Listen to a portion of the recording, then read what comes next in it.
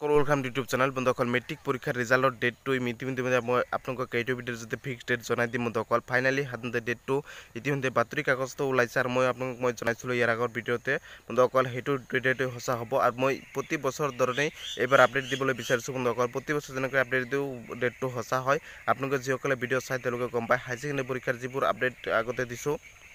সকলো আপডেট সকলো সঁচা হৈছে বন্ধুসকল হাই ছেকেণ্ডেৰী পৰীক্ষাৰ ৰিজাল্ট ডেটটো মই জনাই দিম এতিয়ালৈকে কোনো জনাব পৰা নাই হাই ছেকেণ্ডেৰী পৰীক্ষাৰ ৰিজাল্ট ডেটটো বন্ধুসকল চেবাৰ ফালৰ পৰা কোনো ধৰণৰ টুইট আহিছে নাই মুখ্যমন্ত্ৰীৰ ফালৰ পৰা কোনো ধৰণৰ টুইট আহিছে নাই আৰু অৰুণোজ পেগু ডাঙৰীয়া শিক্ষামন্ত্ৰী ডাঙৰীয়াৰ ফালৰ পৰা কোনো ধৰণৰ টুইট আহিছে নাই আপোনালোকক মই ফুল ডিটেইলছ এইটো ভিডিঅ'ৰ জৰিয়তে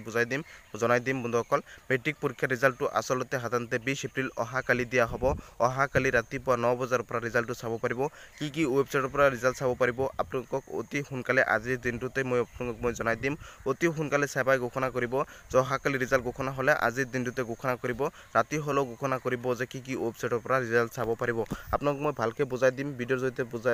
জনাই দিম যে কি ৱেবছাইটৰ পৰা ৰিজাল্ট চাব পাৰিব আৰু সকলোক মই এটাই অনুৰোধ জনাই দিম ভিডিঅ'টো শ্বেয়াৰ কৰিবলৈ জনাইছোঁ চেনেলটো ছাবস্ক্ৰাইব কৰিবলৈ জনাইছোঁ কাৰণ মেট্ৰিক পৰীক্ষা ছেকেণ্ডেৰী পৰীক্ষাৰ সকলো আপডেট মোৰ চেনেলৰ পৰা দিয়া হ'ব অসম চৰকাৰ যিকোনো চাকৰি খবৰ মই নিজে প্ৰিপাৰেশ্যন কৰি আছোঁ সকলো আপডেট দিয়া হ'ব অসমৰ গেট 3 গেট 4 হওক অসম পুলিচৰ হওক যিকোনো আপডেট মোৰ চেনেলৰ পৰা দিয়া হ'ব 100% পাব সকলোক মই অনুৰোধ জনাই দিম চেনেলটো ছাবস্ক্ৰাইব কৰি দিব লাইক এটা কৰি দিব আৰু মেট্ৰিক পৰীক্ষাৰ ৰিজাল্টটো অহাকালি দিয়া হ'ব ৰাতিপুৱা 9 বজাত ইতিমধ্যে বাতৰি কাকতত উল্লেখ হৈছে আৰু মই আছোঁ কোনো টেনশ্যন নাই সকলো সময়ত সকলো আগত দিবলৈ ভিডিঅ' দিবলৈ চেষ্টা কৰিম আৰু সকলোৱে ভিডিঅ'টো শ্বেয়াৰ কৰি দিব ৰাতিপুৱাই অলপ দেৰি হ'লেও ভিডিঅ' কিয় দেৰিকৈ দিছোঁ কাৰণ মই অলপমান খবৰখিনি গম পোৱাৰ পিছতে ভিডিঅ' দিছোঁ কাৰণ বহুতে ৰাতিপুৱা 6 বজাত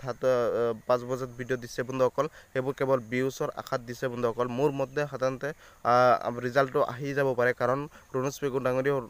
19 তাৰিখৰ কথা কৈছিল 19 তাৰিখৰ পিছত দিয়া হ'ব আৰু 19 তাৰিখৰ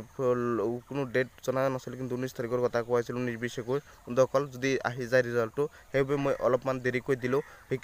আপোনাৰ মুখ্যমন্ত্ৰী ডাঙৰীয়াও কৈছিল সেইবাবে ভিডিঅ'টো অলপমান দেৰিকৈ দিলোঁ ৰাতিপুৱাই দিছোঁ কিন্তু দেৰিকৈ দিছোঁ কাৰণ মই অলপমান গম পোৱাৰ পিছত খবৰখিনি শুনাৰ পিছত অলপমান চাই চিতি আপোনালোকক মই ভিডিঅ' দিওঁ কোনো ধৰণৰ ফেক আপডেট ফেক নিউজ দি কিনে ভিউজৰ আশাত মই নিদিওঁ বন্ধুসকল মেট্ৰিক পৰীক্ষাৰ ৰিজাল্ট মোৰ মতে 20 এপ্ৰিল তাৰিখেই